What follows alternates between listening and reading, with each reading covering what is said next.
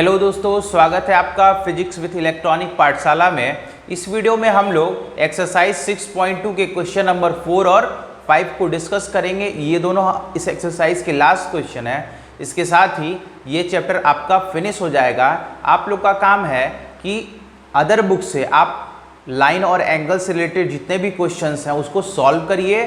जो क्वेश्चंस ना समझ में आए वो आप हमारे टेलीग्राम चैनल के लिंक पे या फिर व्हाट्सएप नंबर पे भेज दीजिए, वहाँ पे आपको उसका सॉल्यूशन प्रोवाइड कर दिया जाएगा। तो आइए स्टार्ट करते हैं वीडियो को। देखते हैं क्वेश्चन नंबर 4 को कि क्या बोल रहा है। क्वेश्चन नंबर 4 में है, in figure A B parallel to C D angle A P Q is equal to 50 degree and angle P R D 127 degree. Find x and y. आपको क्या बताना है? एक्स और वाई की वैल्यू बताना है। ये कुछ फिगर है, इसमें ए बी और सी डी पैरेलल लाइंस हैं, पी क्यू और पी आर और क्यू आर उस पर पॉइंट्स हैं। Angle A P Q 50 degree दिया हुआ है। आपका पी क्यू आर एक्स है, क्यू पी आर वाई है और पी आर डी आपका कितना है? 127 डिग्री है। तो आपको बताना है एक्स और वाई की वैल्यू बतानी है। तो आइए देखते हैं सॉल्यूशन कैसे इसे सॉल्व करेंगे। तो ध्यान से देखिए, ये दोनों क्या है? पैरेलल लाइंस है। ए बी और सी डी क्या है? पैरेलल लाइंस हैं। तो ये पी क्यू क्या है? आपका एक ट्रांसवर्सल लाइन है। क्या है? एक ट्रांसवर्सल लाइन है। और आपको पता है ट्रांसवर्सल लाइन के अपोजिट साइड्स के एंगल क्या होते हैं? इंटीरियर एंगल इक्वल होते हैं। तो ये कौन से एंगल बनेंगे? अगर मैं बोलूं A P Q is equal to P Q R, हो सकता है? बिल्कुल हो सकता है। क्यों? कैसे? क्योंकि ये ध्यान से देखिए, ये दोनों क्या है? Alternate interior angle. क्या है ये दोनों? अल्टरनेट इंटीरियर एंगल्स हैं। तो आपका इन दोनों से सेम हो जाएंगे। मैंने आप लोगों को थ्योरम पढ़ाया था कि अल्टरनेट इंटीरियर एंगल्स क्या होते हैं? इक्वल होते हैं दो पैरेलल लाइन और एक ट्रांसवर्सल लाइन के बीच में। तो यहाँ पैरेलल लाइन आपका ए बी और सी डी है और ट्रांसवर्सल लाइन पी क्यू है। तो क्या लिखेंगे? Angle A P Q is equal to y, माफ करिएगा एक्स, क्या होगा? इज इक्वल टू एक्स हो जाएगा। और रीजन क्या देंगे आप? Alternate angles. क्या है ये दोनों? अल्टरनेट एंगल्स हैं, इसलिए ये दोनों सेम है। तो ए पी क्यू की वैल्यू पता है आपको? ए पी क्यू की वैल्यू 50 डिग्री है। तो यहाँ से आपका एक्स कितना आ जाएगा? 50 डिग्री आ जाएगा। एक्स की वैल्यू कितनी आ गई? 50 डिग्री आ गई। यहाँ पे आपको एक वैल्यू पता चल गई, यानी x की वैल्यू आपको यहाँ पे पता चल गई। अब बची है y की वैल्यू निकालना। तो y क्या है y आपका क्यू पी आर। ये वाला एंगल क्या है? y है। वो कैसे निकालेंगे? तो आप लोग ध्यान से देखिए, ए बी और सी डी क्या है? पैरेलल लाइंस हैं। और पी आर भी तो एक ट्रांसवर्सल लाइन है। ध्यान से देखिए, पी आर भी क्या है? एक ट्रांसवर्सल लाइन है। तो ये ट्रांसवर्सल लाइन है, तो इस वजह से हम कह सकते हैं ये पूरा एंगल और ये पूरा एंगल क्या होंगे? इक्वल होंगे। रीजन? Alternate interior angles. क्या होंगे ये? अल्टरनेट इंटीरियर एंगल्स होंगे, क्योंकि यहाँ पे ए बी और सी डी पैरेलल लाइन है और पी आर भी क्या है? एक ट्रांसवर्सल लाइन है। इस वजह से अल्टरनेट इंटीरियर एंगल्स इक्वल होंगे। तो हम क्या बोल सकते हैं? हम बोल सकते हैं एंगल ए पी आर। क्या बोल सकते हैं? Angle A P R is equal to A P R आपके किसके इक्वल हो जाएगा? एंगल पी आर डी के। एंगल पी आर डी के। कैसे? Alternate angles. कौन से एंगल? अल्टरनेट एंगल्स हैं। इस वजह से ये दोनों क्या होंगे? इक्वल होंगे। तो ए पी आर क्या है आपका? तो ए पी आर देखिए, ए पी आर ये पूरा एंगल है ए पी आर। तो ए पी आर को हम ब्रेक कर सकते हैं ए P Q plus Q P are में। कर सकते हैं? बिल्कुल कर सकते हैं। क्यों हम ऐसा कर रहे हैं? क्योंकि हमें क्यू पी आर की वैल्यू निकालनी है, यानी वाई की वैल्यू निकालनी है। तो हम ए पी आर को क्या लिख सकते हैं? ए पी आर को लिख सकते हैं angle A P Q plus Y.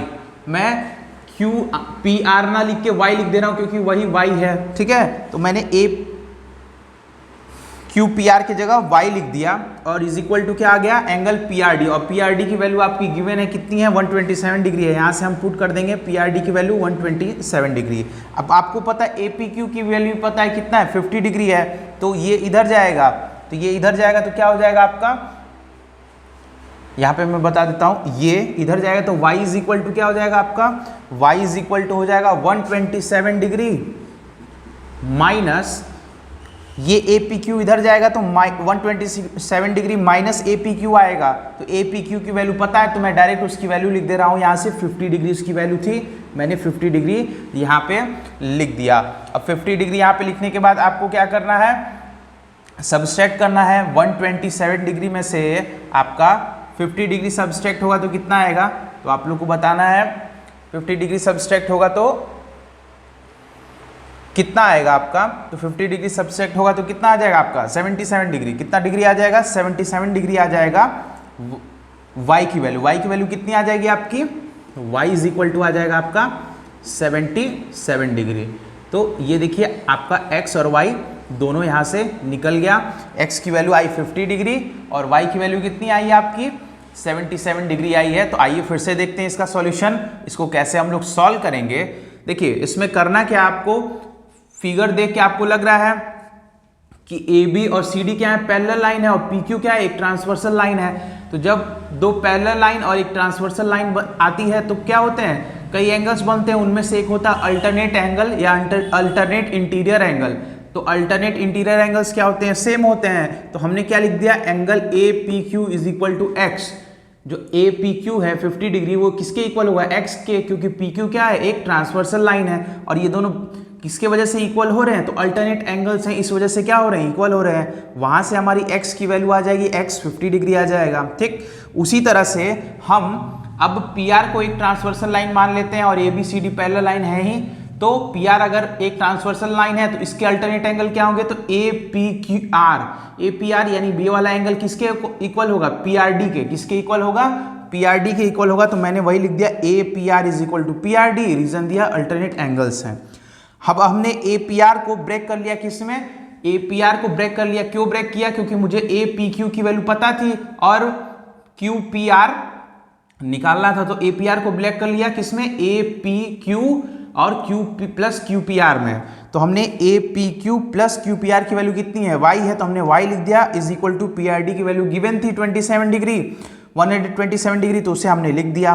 फिर क्या किया, y अब APQ को इस तरफ भेज दिया तो नेगेटिव हो गया, और APQ की वैल्यू 50 डिग्री है, हमने पुट कर दिया। 127 में से 50 जाएगा तो 77 डिग्री आपका आ जाएगा, यानी y की वैल्यू कितनी आ जाएगी, 77 डिग्री आ जाएगी। तो ये था कंप्लीट सॉल्यूशन क्वेश्चन नंबर 4 का।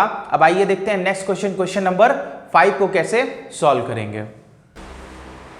तो आइए बच्चों देखते हैं हम लोग नेक्स्ट क्वेश्चन नंबर 5 को कैसे सॉल्व किया जाएगा। तो आइए देखते हैं क्वेश्चन नंबर 5 क्या बोल रहा है। In figure PQ and RS are two mirror placed parallel to each other, an incident ray AB strike the mirror PQ at B, the reflected ray move along the path of BC and strike the mirror RS at C and again reflects back along CD, prove that AB parallel to CD।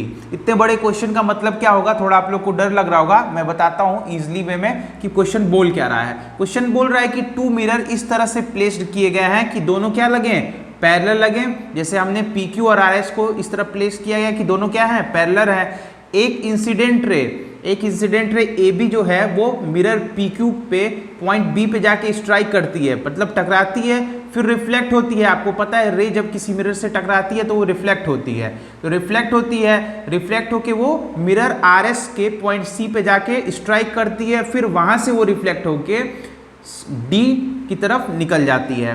तो आपको prove करना है AB parallel to CD।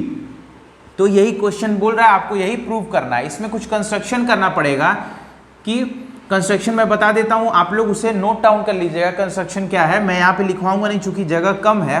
तो construction ये होगा कि हम point B से एक परपेंडिकुलर M ड्रॉन करेंगे और पॉइंट C से एक परपेंडिकुलर N ड्रॉन करेंगे, जो क्या करेगा आपका A, B और C को दो एंगल्स में डिवाइड करेगा, 1 और 2 में, और वैसे ही B, C, D को दो एंगल्स 3 और 4 में डिवाइड करेगा। तो ये एक कंस्ट्रक्शन हो गया इसमें। अब आइए देखते हैं कैसे हम लोग इसे सॉल्व करेंगे, सॉल्यूशन इसका कैसे होगा। तो देखिए आप लोगों ने फिजिक्स में पढ़ा होगा लॉ ऑफ रिफ्लेक्शन, आप लोगों ने फिजिक्स में पढ़ा होगा लॉ ऑफ रिफ्लेक्शन, उसका यहाँ पे यूज होगा कि लॉ ऑफ रिफ्लेक्शन क्या होता है। मैं शॉर्टकट में बता देता हूँ लॉ ऑफ रिफ्लेक्शन क्या होता है। जब लॉ ऑफ रिफ्लेक्शन बोलता है जब एक मिरर को प्लेस्ड किया गया है और कोई रे जब उस मिरर से आके टकराती है तो वापस रिफ्लेक्ट होके निकल जाती है, और ये क्या होता है, एक नॉर्मल होता है। ये क्या होता है, एक नॉर्मल होता है। और कोई रे जब मान लेते हैं रे ए बी है, पॉइंट सी पे रिफ्लेक्ट कर रही है और बी की तरफ वो निकल जा रही है, ठीक। तो जो रे है वो मिरर को पॉइंट सी पे रिफ्लेक्ट कर रही है और रिफ्लेक्ट करने के बाद वो बी की तरफ निकल जा रही है, और ये क्या है, नॉर्मल है। तो लॉ ऑफ रिफ्लेक्शन बोलता क्या है, लॉ ऑफ रिफ्लेक्शन बोलता है कि आपका ये जो एंगल आई होता है वो एंगल आर के क्या होता है, इक्वल होता है। यानी नॉर्मल से इंसिडेंट रे पे बना हुआ एंगल और नॉर्मल से रिफ्लेक्टेड रे, इसको क्या बोलते हैं, रिफ्लेक्टेड रे पे बना हुआ एंगल क्या होता है, इक्वल होता है। तो लॉ ऑफ रिफ्लेक्शन क्या बोलता है, angle I is equal to angle R बोलता है। तो यहाँ इसी चीज़ का हम लोग यहाँ पे इस क्वेश्चन में यूज करेंगे। तो आइए देखते हैं हम लोग कैसे उसे यूज करते हैं कि इस लॉ ऑफ रिफ्लेक्शन का कैसे यूज किया जाता है। आप लोगों ने फिजिक्स में पढ़ा होगा, मे बी पढ़ेंगे इस साल आप लोग इसे, तो आप लोग को ज़्यादा अच्छे से समझ में आएगा। तो आइए देखते हैं कैसे इसे सॉल्व करेंगे। तो कंस्ट्रक्शन मैंने बता दिया आप लोगों को क्या करना है। फिर आप लोग ध्यान से देखिए कि BC क्या है, BC जो है वो क्या है, आपका एक ट्रांसवर्सल लाइन है। और ध्यान से देखिए BM और CN दोनों क्या है, दोनों क्या है, परपेंडिकुलर है, एक पॉइंट B से और एक पॉइंट C से ड्रॉन किया गया है, ठीक। तो हम क्या बोल सकते हैं कि जो BM है वो CN के पैरेलल होगा। हम क्या बोल सकते हैं, BM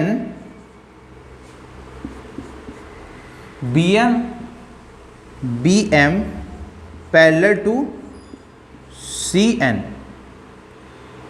BN parallel to CN कैसे बोल सकते हैं, क्योंकि ये क्या है, परपेंडिकुलर्स हैं और पैरेलल, चूंकि ये दोनों मिरर्स ही हैं बट पैरेलल हैं, तो पैरेलल लाइंस पे ड्रॉन परपेंडिकुलर्स क्या होते हैं, पैरेलल ही होते हैं। तो ये क्या होंगे, पैरेलल होंगे। और जब ये पैरेलल्स होंगे तो BC क्या एक्ट करेगा, BC act as a transversal line. BC जो क्या हो जाएगा, एक ट्रांसवर्सल लाइन हो जाएगी। तो ये दोनों पैरेलल हुए और ये एंड यहाँ पे क्या लिखेंगे, पैरेलल एंड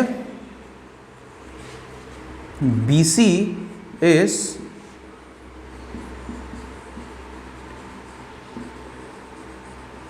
ट्रांसवर्सल लाइन। हम लोग BC क्या बोलेंगे, BM parallel to CN and BC is transversal line. तो हम क्या बोल सकते हैं, हम बोल सकते हैं कि जो अल्टरनेट एंगल्स इक्वल होते हैं, यानी ये एंगल 2 और एंगल 3 क्या हो जाएंगे, इक्वल हो जाएंगे। किस प्रॉपर्टी से, अल्टरनेट एंगल से, अल्टरनेट इंटीरियर एंगल से। Angle 2 is equal to angle 3 किससे,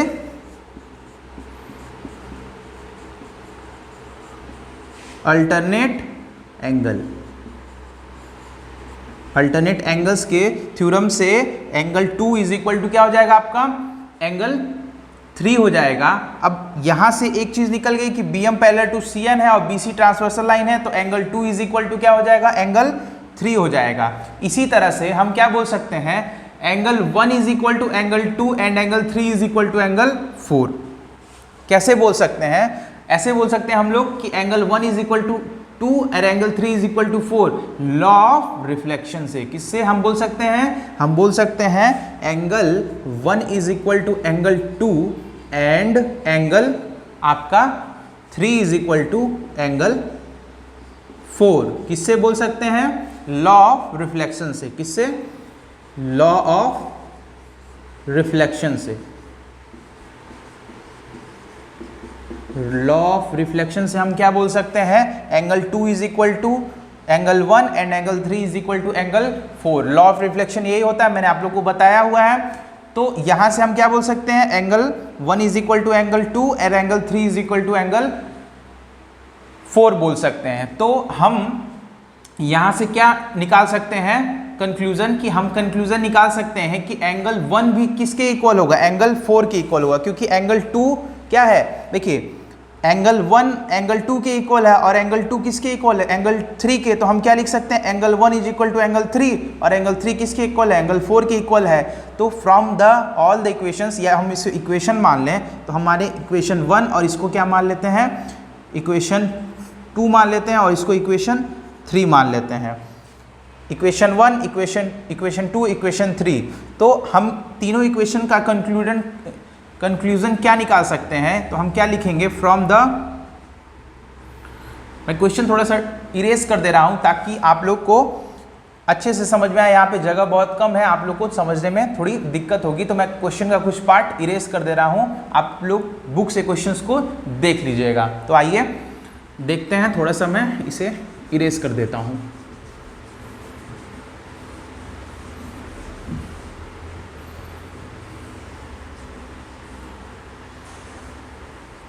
देखिए यहां से हम क्या बोल सकते हैं, अब हम लिखेंगे from the equation 1, 2 and 3, equation 1, 2 और 3 से हम क्या कंक्लूजन निकाल सकते हैं, 1, 2, 3 से हम क्या बोल सकते हैं, बोल सकते हैं एंगल 1 इज इक्वल टू क्या हो जाएगा आपका, एंगल 4 के इक्वल हो जाएगा। क्या हो जाएगा आपका, angle 1 is equal to angle 4 के इक्वल हो जाएगा फ्रॉम द इक्वेशन। और हम क्या निकाल सकते हैं, एंड हम क्या बोल सकते हैं, and angle 1 plus angle 2 is equal to angle 3 plus angle 4। हो सकता है, बिल्कुल हो सकता है, क्योंकि सभी तो है आपस में इक्वल। एंगल 2 एंगल 3 के इक्वल है, एंगल 1 एंगल 2 के, एंगल 3 एंगल 4 के, तो हम एंगल 1 एंगल 4 बोल सकते हैं, एंगल 3 एंगल 2 दिया ही हुआ है। और आपका क्या हो जाएगा, दोनों का सम यानी एंगल 1 और एंगल 2 का सम एंगल 3 और एंगल 4 के सम के इक्वल होगा। और ध्यान से देखिए एंगल 1 प्लस एंगल 2 क्या है, एंगल ए बी सी, क्या है एंगल आपका, एंगल है ए बी सी, यही एंगल है आपका। 1 प्लस 2 इज इक्वल टू आपका 3 प्लस 4 क्या है आपका, बी सी डी, क्या है एंगल बी सी डी है। Angle A B C is equal to angle B C D. और एक्चुअली ये हैं क्या, एक्चुअली ये दोनों एंगल्स ए बी सी और बी सी डी हैं क्या, तो ये क्या है, अगर बी सी एक ट्रांसवर्सल लाइन है तो ये सब क्या है, ये दोनों एंगल्स का जो सम है वो क्या है, आपके अल्टरनेट एंगल्स हैं। क्या है आपके, ए बी और सी डी अगर पैरेलल लाइन है और बी सी क्या बन जाएगी, एक ट्रांसवर्सल लाइन बन जाएगी, और ये दोनों एंगल्स इक्वल होंगे, तो यानी कि ए बी और सी डी लाइन क्या होंगे, पैरेलल होंगे, तभी ना ये दोनों एंगल्स क्या आ रहे हैं, आपके इक्वल आ रहे हैं। ये दोनों एंगल्स क्या है, अल्टरनेट